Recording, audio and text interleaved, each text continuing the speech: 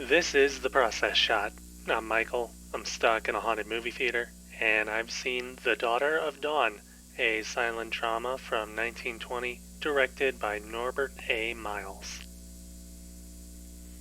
The story itself is centered around two Native American tribes, primarily a love triangle within one of them. Naturally, it involves the chief's daughter, the titular Daughter of Dawn, who is made to choose between one of the tribe's youthful hunters, White Eagle, or a more influential and cunning figure, Black Wolf. As she labors over this, the rest of the movie takes a bit of time to show off other events in the life of the Native American people. From dancing and hunting to a battle with an enemy tribe, which is itself spurred by the results of Dawn's choices, which may or may not be saying too much about how that love triangle ends up. It's safe to say that this isn't a very complicated story at all. There's actually more time spent on the slice-of-life elements than the romantic narrative, making the movie almost like a docudrama, though I would say that it's generally more like a staging of these daily events than something from true life. I'd also say that it's relatively clear that the film is meant to be more like a showcase of Native American life for an audience who would probably never meet any of these people face to face.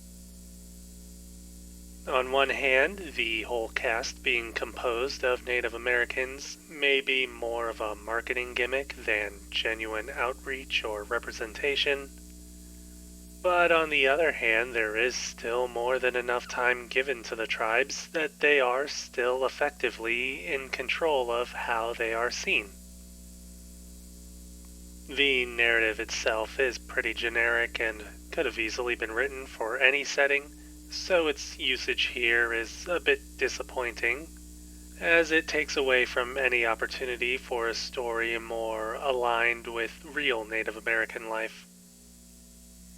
Then again, concepts of love are probably universal, so something familiar would have probably been there from the start of production, as would the equally generic character archetypes and the general plot of this romantic drama. On the bright side, the cast is at least allowed to act naturally, rather than be told to have a more animated and melodramatic movement. Speaking of production, the movie does again take the time to stage and showcase the Native American lives and traditions, and in this sense the film does have an element of documentary.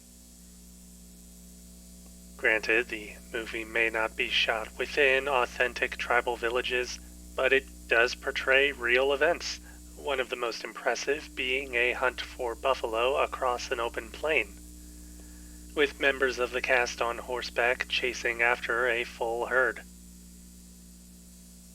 Cinematography likes to keep events like this, big or small, in full focus whenever the story calls for them, though these scenes are still cut up and prevented from playing out in full. That's really not too surprising, since there is still a movie that needs to happen, but I think it could have done more to show their traditions, if only for the sake of spectacle. There really isn't too much else I can think of. Overall, the movie will probably be remembered more for its production and casting choices than anything more substantive within the film. However, I think that facet alone is enough to make it an object of interest, and at the very least worth mentioning somewhere within the history of silent movies.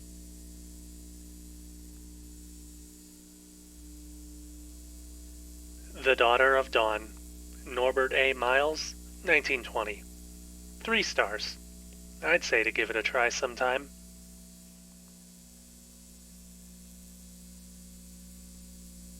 That's it for this review. If you liked it, leave a like. If you didn't, leave a comment.